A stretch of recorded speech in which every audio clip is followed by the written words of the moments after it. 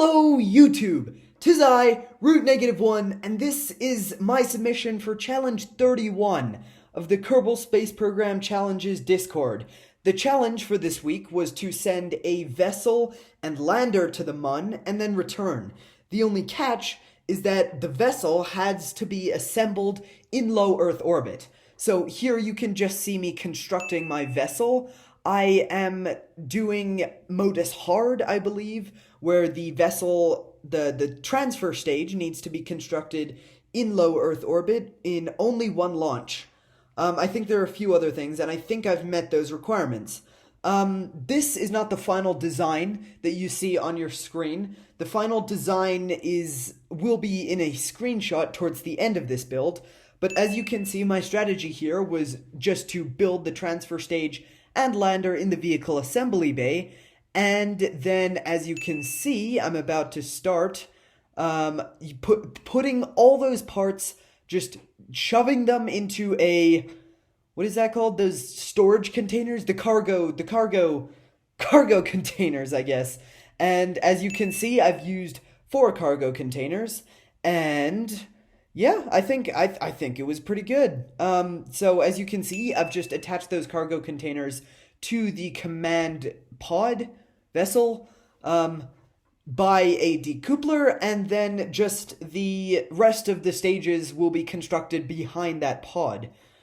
So as you can see, I've sort of just put a very nice little fairing over the top of that command pod, and I have also, as you can see, put a orbital insertion stage. So that's just the stage that will finish off orbital insertion. And as you can see here, I've put a liquid fuel first stage. That gets completely swapped out for an SRB in the final design, which you can see here.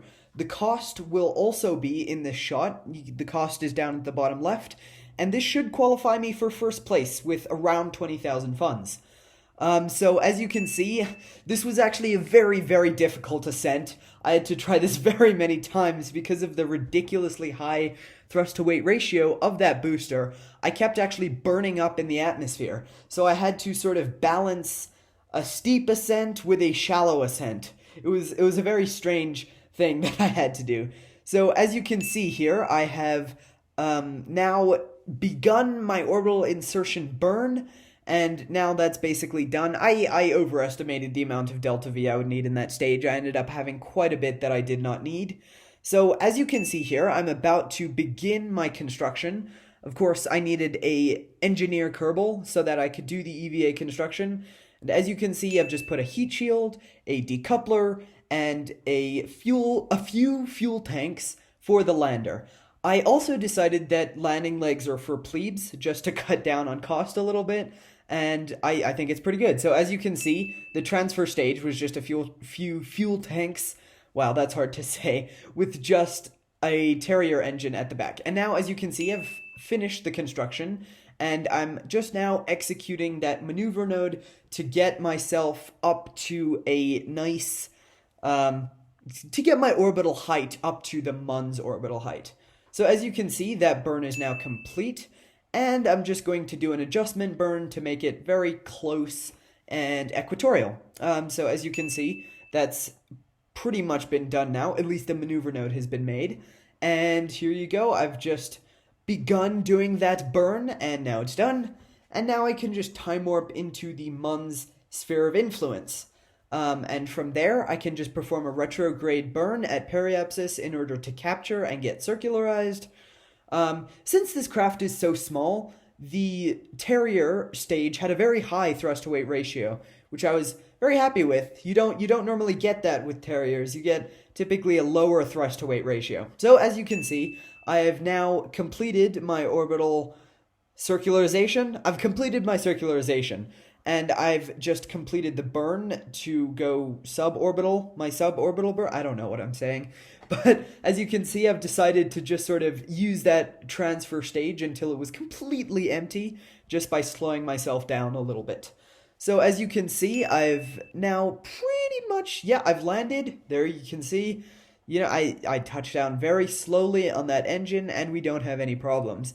Especially considering this vessel is very, very short, it didn't really matter in terms of how much how tippy it was, I guess, is the best way to describe it. So, as you can see, I am now just doing an ascent, a very steep ascent. Steep? No, opposite of steep. Very flat ascent, just because it's the Mun. There's no atmosphere. You can just fly flat pretty much immediately. And with the high TWR of that lander, there wasn't any issue.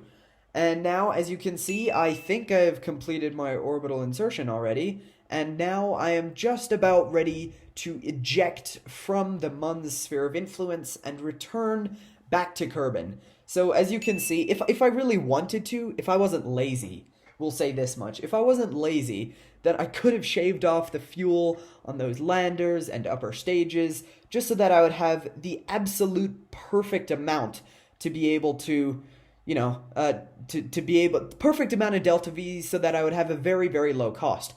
But yeah, like I said, I'm lazy. I did cut down on cost by excluding parachutes and just using the Kerbal parachutes to land. And the only con of that is it meant that I didn't collect the science. I don't really need it anyway. I think I'm only missing one thing on the tech tree in this save.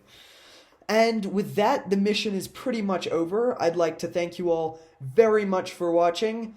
And with that, 'twas I, Root -1, signing out.